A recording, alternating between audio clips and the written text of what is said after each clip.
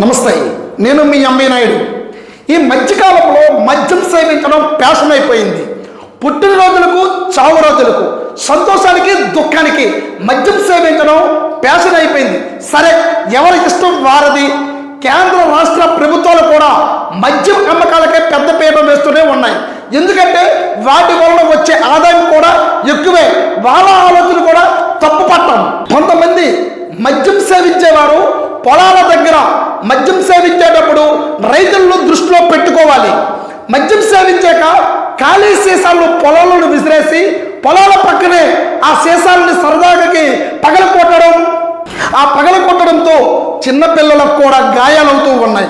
అలానే అక్కడ ఉండే పశువులు కూడా, పశువులు కాసే కాపర్లకు అనేక మందికి ఆ గాజు పెంకులు తగిలి చాలా ఇబ్బంది పడుతూ ఉన్నారు. ఈ వర్షాకాలంలో రైతులు ఎలా పనులకు వెళ్ళే సమయంలో కాళ్ళకు చెప్పులు వేయకుండా వెళ్తారు.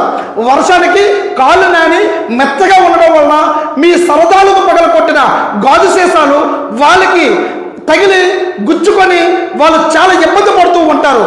పంట పొలాలు పండించడానికే మనుషులు దొరకకపోవడంతో ఒక పక్క బాధపడుతూ ఉంటే ఆ పొలాల్లోకి వెళ్ళేటప్పుడు ఆ గాజు పెంకులు వాటి కాలుకు తగ్గడం వల్ల అనారోగ్యానికి కూడా గురవుతూ ఉన్నారు.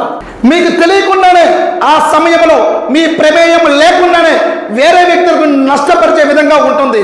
అందుకే రైతులు గుర్తుపెట్టుకొని పంట పొలాల వద్ద మద్యం సేవించవద్దని అర్రం అంటున్నారు. చూస్తూనే ఉండండి ఎంఈ న్యూస్. నేను మీ ఎంఈ నాయుడు.